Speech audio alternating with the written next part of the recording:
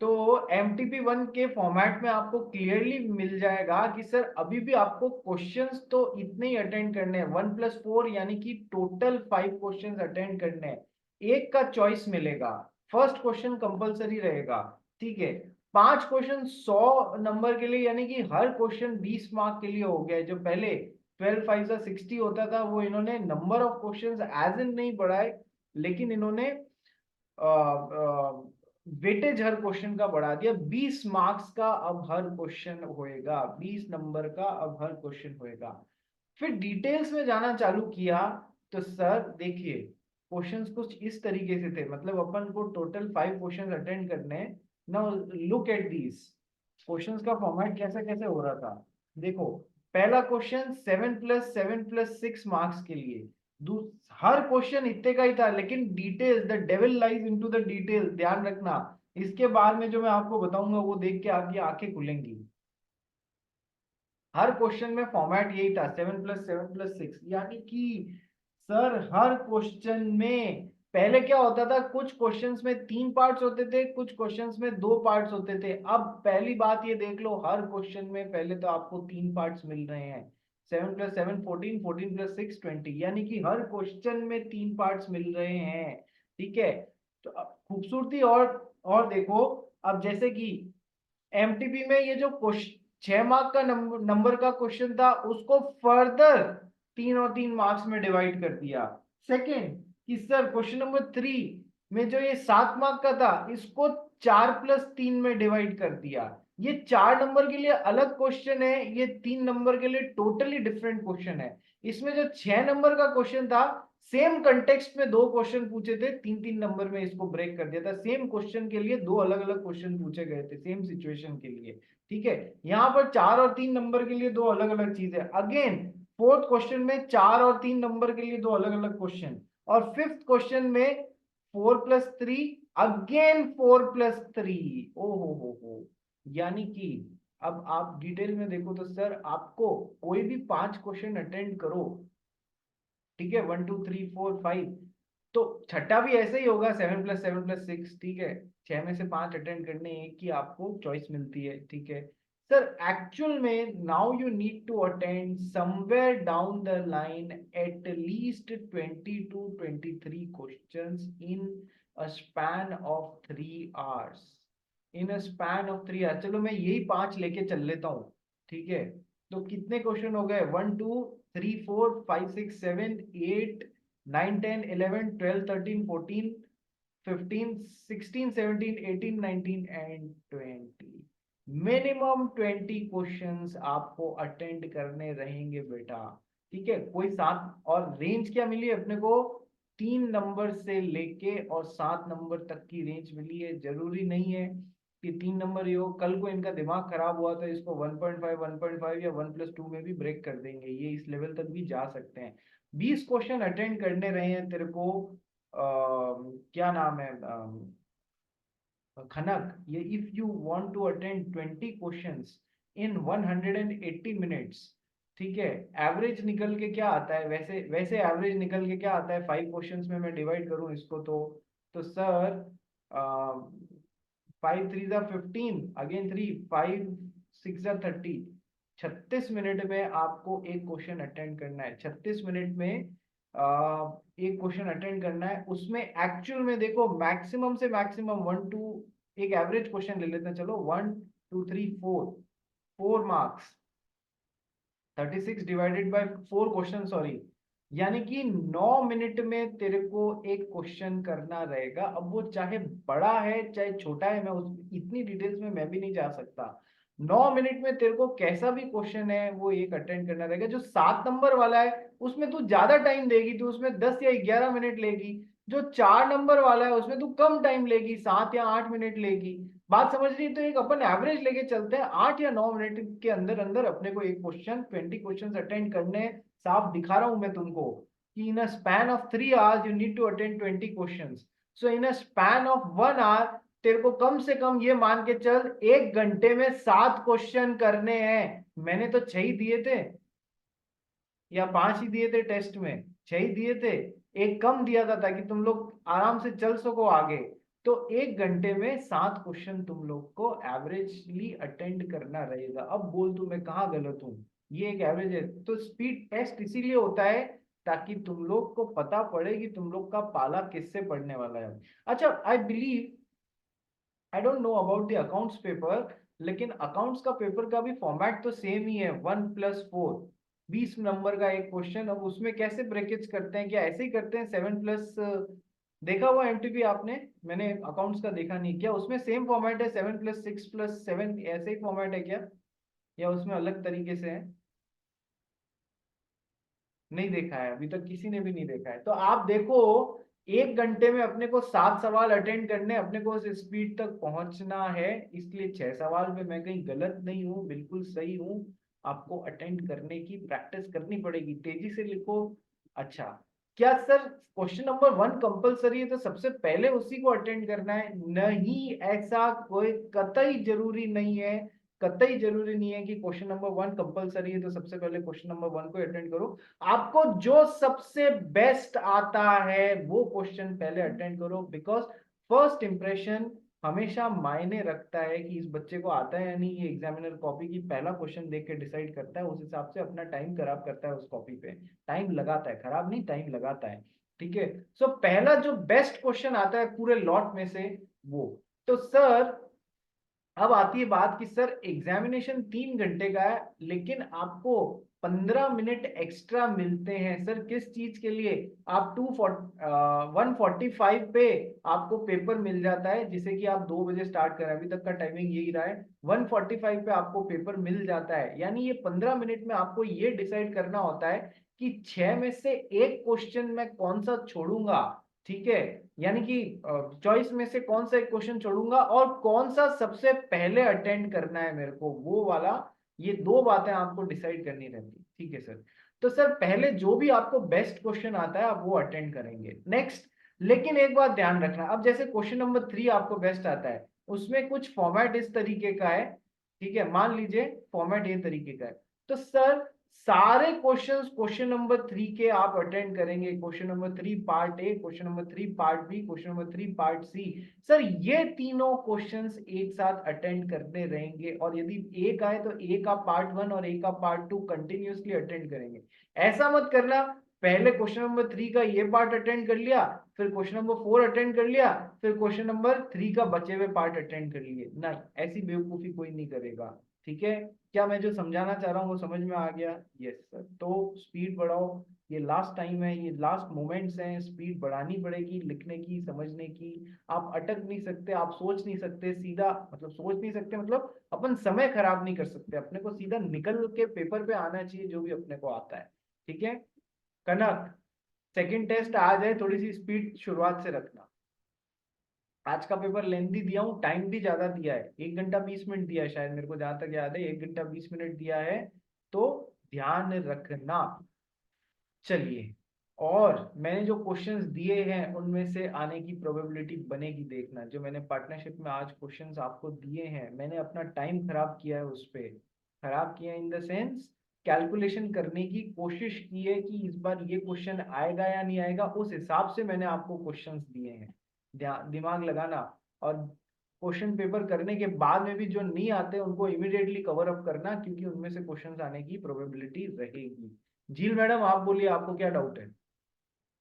Sir मैंने मेरा paper देखा, तो एक जो प्रैक्टिकल क्वेश्चन था हम्म। उसमें मैंने सिर्फ फैक्ट्स ऑफ द केस और ये सब एनालिसिस और ये सब नहीं लिखा है, पर मैंने पार्ट 1, 2 और 3 में उसको स्प्लिट अप करके लिखा है।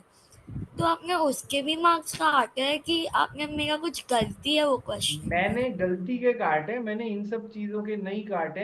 हालांकि आपको जब लिखना है तो केवल ऐसा मत लिखो पार्ट 1 2 3, भाई आपको बताना तो पड़ेगा ना। मैंने ये फर्स्ट पार्ट लिखा है प्रोविजन एंड एनालिसिस का, तो ये लिखो। ये कई बच्चों ने नहीं लिखा है, बस फर्स्ट पार्ट लिख के रह दी। अरे ये लिख के अंडरलाइन करके इसके नीचे लिखना चालू करो।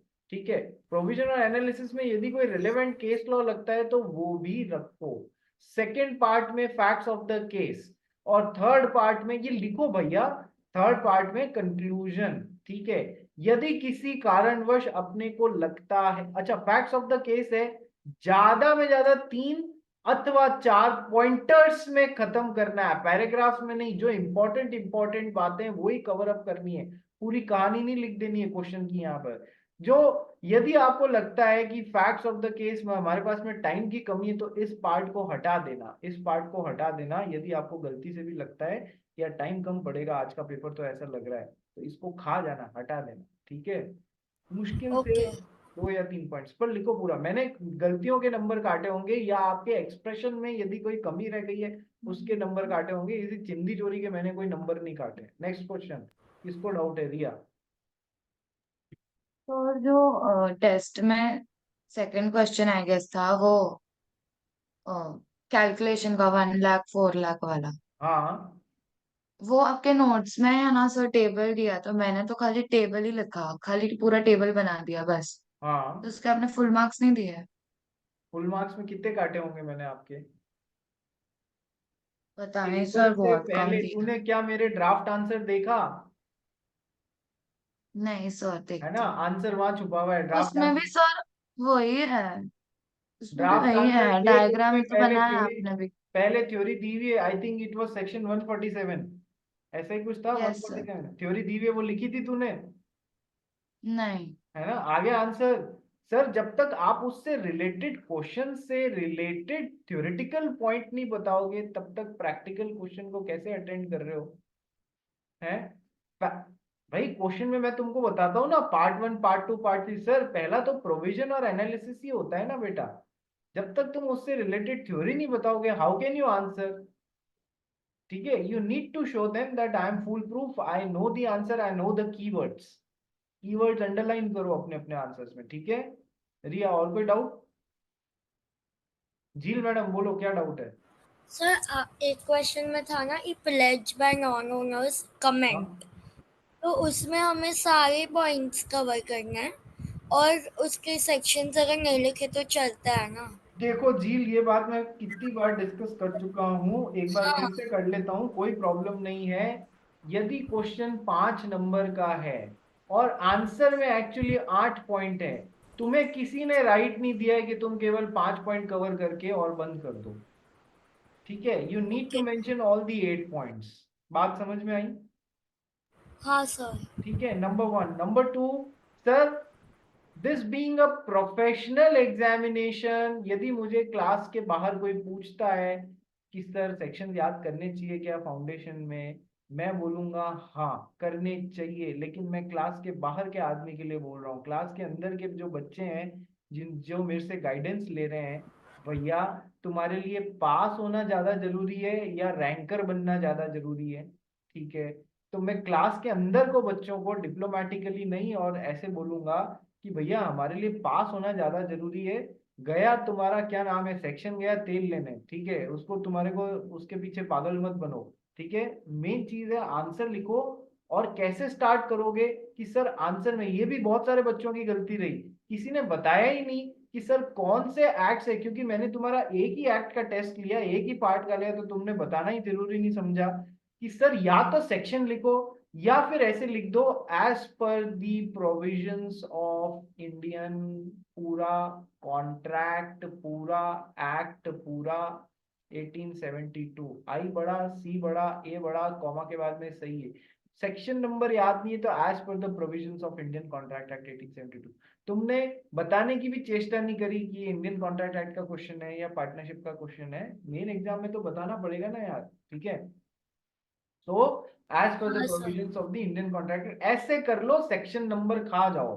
सेक्शन तभी मेंशन करना जब उसके बारे में 200% श्योर हो, ठीक है। अदरवाइज पूरा आंसर सही लिखा है और केवल मात्र सेक्शन नंबर गलत लिख दिया आप लोगों ने, तो भगवान ही मालिक है आपका।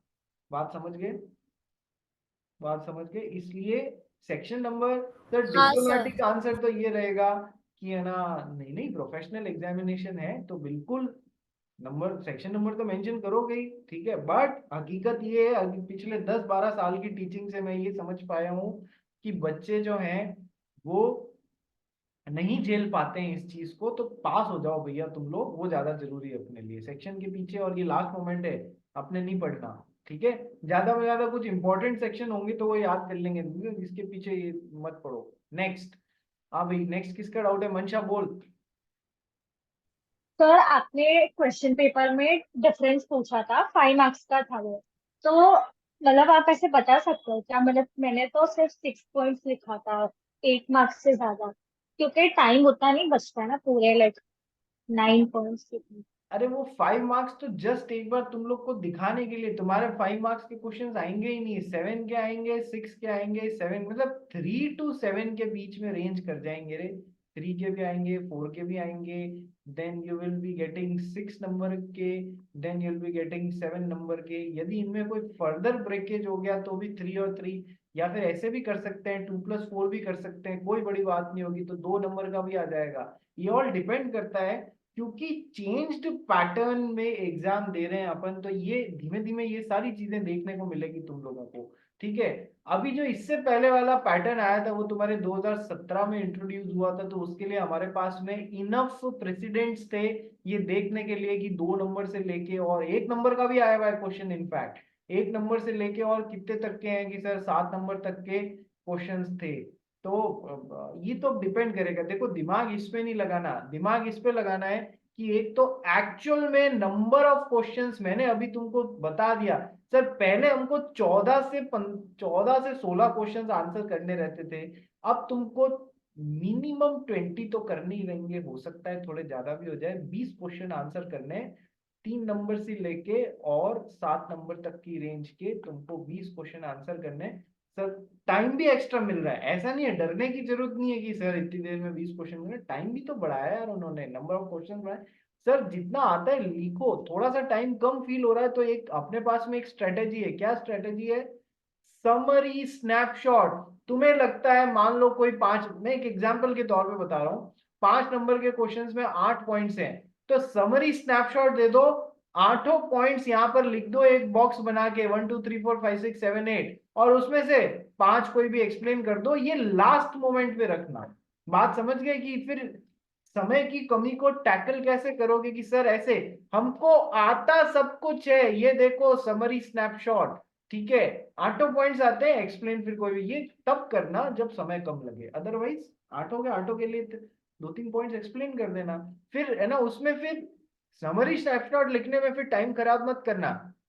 पहला पॉइंट लिखा, उसको अंडरलाइन किया, डैश करके उसका आंसर दे दिया। अंडरलाइन जरूर करना ताकि उसको विजिबिलिटी आए। अच्छा, कई बेवकूफी एक बच्चों ने वापस करी है, कई बच्चों ने करी है, sir you need to start every answer and every sub part of every answer on a new page, on a new page, नए पेज पे चालू करना है, करना है, करना है। कितनी बार सिखाया, अभी भी ये तुम्हारे सबकॉन्शियस माइंड में नहीं बैठेगा। कब बैठेगा? जब तुम ऐसा करोगे टेस्ट में। अभी भी नहीं बैठेगा तो फिर मेन एग्जाम में भी ये अपने आप निकल के नहीं आएगा कि अरे नए पेज पे करना है। बात समझ गए? तो तुम्हारे टेस्ट में इस चीज को फॉलो करो। ठीक है मंशा मैडम, समझ में आ गया डाउट और उसका सोल्यूशन? हाँ सर, बट आप एक बार मेरे को बस एक बार आप बस डिफरेंस बिटवीन का बताना। अगर अगर एग्जाम में 7 मार्क्स का आया डिफरेंस, तो मेरे को कितने पॉइंट्स लिखने? यार 7 मार्क्स यानी इससे आगे तो कुछ हो ही नहीं सकता तेरे पास में, तो फिर तो जो भी डिफरेंसेस हैं वो बताने रहेंगे अपने को। अब तू कहेगी कि सर है ना, कंपनीज में और पार्टनरशिप या एलएलपी में जो डिफरेंसेस दिए हुए हैं सर वो तो बहुत सारे हैं, तो अपन क्या करें? मान ले 6 नंबर के लिए किसी में 12 है, तेरे को कैसे पता कि 7 के लिए 7 मतलब 7 के लिए 7 ही डिफरेंसेस बताने हैं? यदि 14 पॉइंट्स जो है 0.5 मार्क्स का ईच हुआ तो तू क्या कर लेगी भाई? उन्होंने डिफरेंस पूछा है, तुझे डिफरेंस बताने हैं, इसमें दिमाग मत लगा कि इतने बताऊं या उतने बताऊं। बात समझ गई? जितने आते हैं उतने बता। हाँ सर। ठीक है, चलिए। रिया मैडम वापस डाउट बोलो, क्या हुआ? तो और अभी मतलब पार्टनरशिप में जैसे एम्प्लॉयड अथॉरिटी है, तो acts with an employed authority और एक्ट्स बियॉन्ड एम्प्लॉयड अथॉरिटी, तो उसमें फिर कितने पॉइंट्स लर्न करने चाहिए? ये क्या बेवकूफी भरा क्वेश्चन हुआ? कितने लर्न करने चाहिए? सर लर्न बहुत सारा है वो, 8 8 8 तो आने चाहिए, आने चाहिए। सारे। हाँ, क्यों नहीं आने चाहिए? बिल्कुल आने चाहिए। शॉर्टकट जीवन में है ना, शॉर्टकट कोई आंसर नहीं होता है प्रॉब्लम्स का, आने चाहिए तुम्हारे साथ में। मैं भी तो शॉर्टकट मार सकता था रिया, कि है ना, मैंने तुमको एक बार कोर्स करा दिया, मैं वापस नहीं कराऊंगा, जाके वीडियोस से देख लो। मैंने मारा क्या शॉर्टकट तुम लोग के साथ में?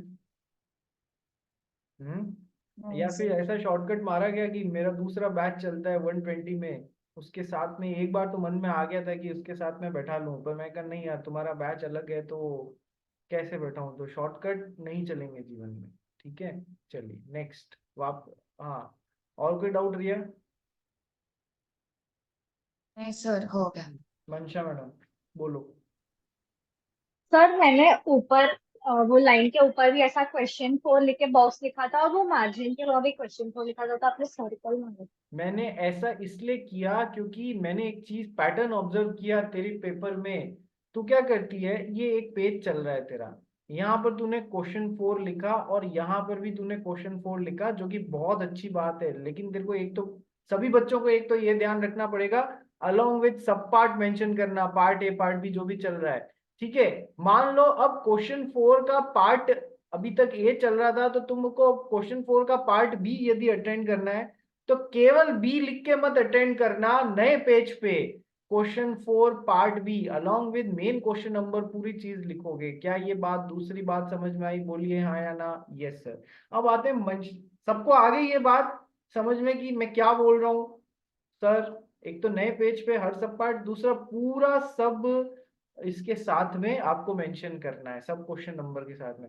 मंशा ने क्या किया था, मंशा ने क्वेश्चन 4 यहाँ भी मेंशन कर दिया और मार्जिन में भी किया, जो कि मैं चाहता हूं हर बच्चा करे, लेकिन इसके बाद में सेकंड पेपर पे भी उसने वापस that I am attending question 4 ये मेंशन कर दिया। नहीं, ऐसा मत करो। एग्जामिनर के पास में हजारों कॉपीज चेक, 500 से 1000 कॉपीज चेक करने के लिए आती है मिनिमम, तो सर वो जल्दबाजी में कहेगा अच्छा इसका क्वेश्चन 4 तो यहाँ से चालू हो रहा है। ठीक है, तुम उसको कंफ्यूज कर रहे हो दो दो बार लिख के, एक बार जहां चालू हुआ है बस वहां लिख दो, सेकेंड पेज पे दोबारा ये लिखने की जरूरत नहीं। क्या ये बात समझ गए? मतलब क्वेश्चन 4 पार्ट ए कर रहे हो तो ये पार्ट ए यहाँ पर वापस मत लिखो, यहाँ question 4 part A second paper पे, नहीं ऐसा मत करो। मंशा समझ आ गया? हाँ सर। तूने ये किया है जिसके लिए मैंने तेरे को मना किया था।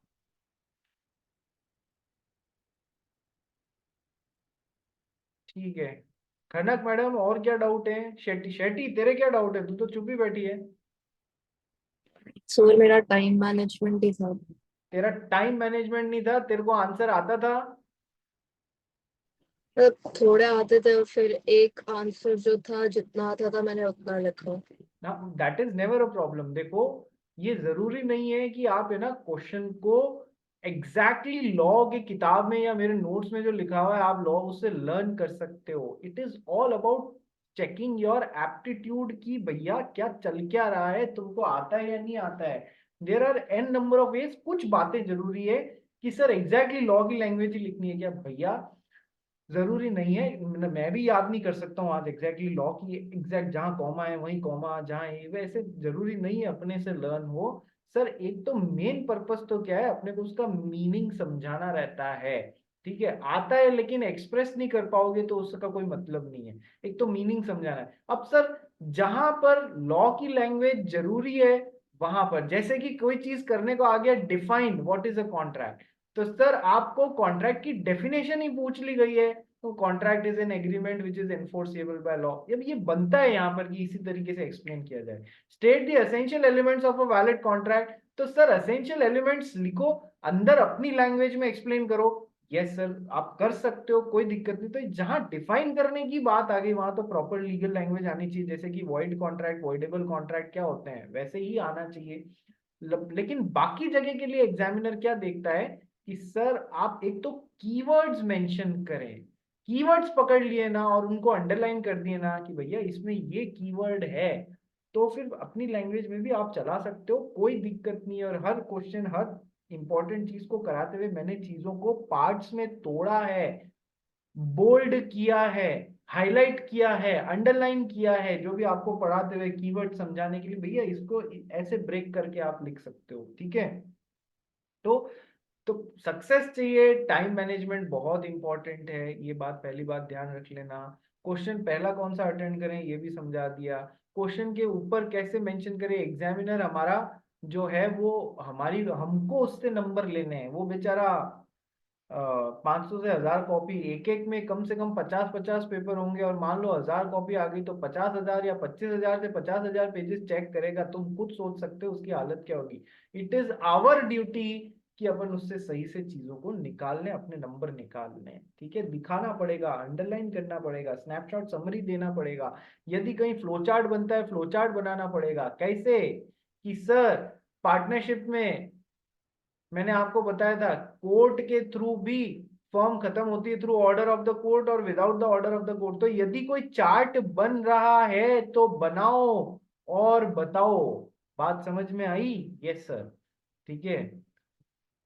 डायग्राम से a picture is better than 1000 words, लेकिन उस पर इतना भी समय मत खराब कर लो। झील जैसे, अब झील ने एक चार्ट बनाया, झील की मन में आ गई मैं तो बहुत अच्छा बनाऊंगी, बैठ के इसकी कलरिंग करने लग गई। झील ये एक्सपेक्टेड नहीं रहेगा आपसे, ठीक है।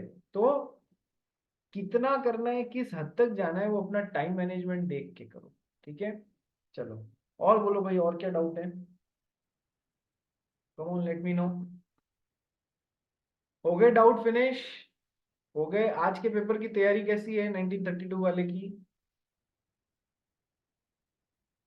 1932 वाले की तैयारी कैसी है? Yes sir. ठीक है, चलिए सेम लिंक पे एक बार रिज्वाइन करो। तो एलएलबी को आज कोशिश करता हूँ खत्म करवाने की, ठीक है। सेम लिंक पे रिज्वाइन करो।